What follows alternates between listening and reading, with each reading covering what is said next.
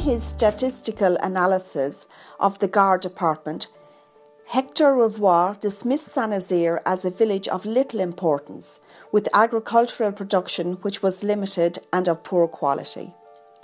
The only positive point he noted was the view from the Roquebrune, because Revoir's analysis focused exclusively on economic production. However, at the time of his visit in 1842, Saint-Nazaire was a staging post on one of the kingdom's most important roads. There was thus an important service sector built around catering for travellers. Before the arrival of the railway and the construction of the A7 motorway, which significantly reduced the prominence of the N86 at Saint-Nazaire, the road was of a considerable importance, holding royal and even imperial status at one point in its history. The thoroughfare was sufficiently developed to withstand regular coach traffic travelling at a gallop. In the 18th century, a vast network of high-quality roads was established, branching out from Paris to reach all four corners of the country. This was important for France's economic development. At local level, this development was organised by the État du Languedoc from 1709, intensifying in the second half of the 18th century.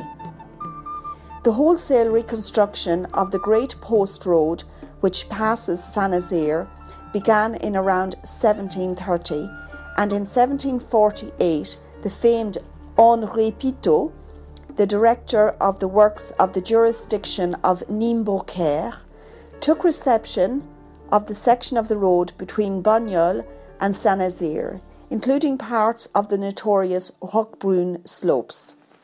Very sensibly, the architect responsible for the road bridge doubling the Point du Gard decided to wait out a whole winter to monitor the quality of the piling and the bridge's resistance to bad weather. At the very end of the 18th century, the English traveller, highly critical of the Kingdom of France in his travel journals, nonetheless noted that in Languedoc one found truly marvellous roads.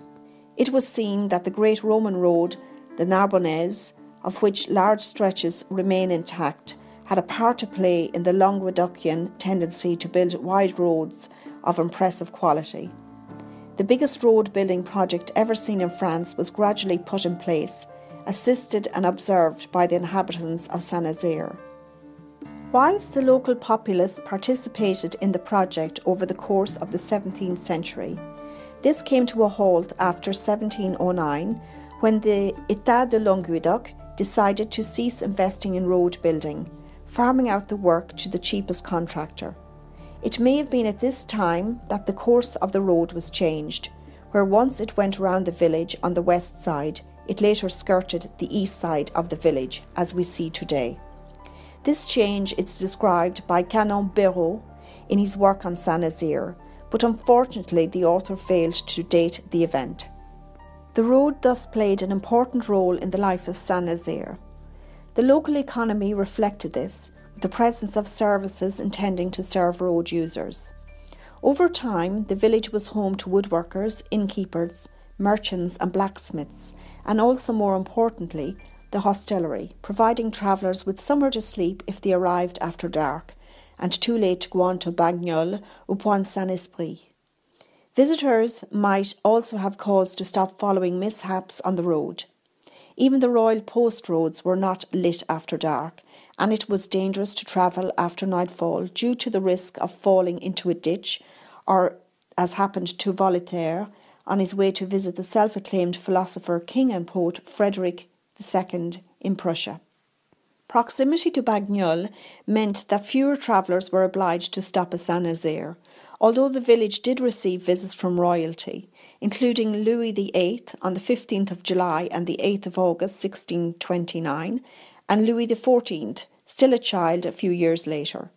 The village was therefore unable to profit fully from its advantageous position on the road, a route of both regional and national significance, and one of strategic importance for the contemporary authorities.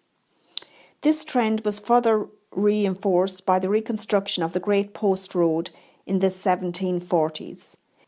In 1720 and 1721, however, a blockus on the Rhone, intended to prevent a plague outbreak from spreading beyond Provence, greatly increased circulation on the road.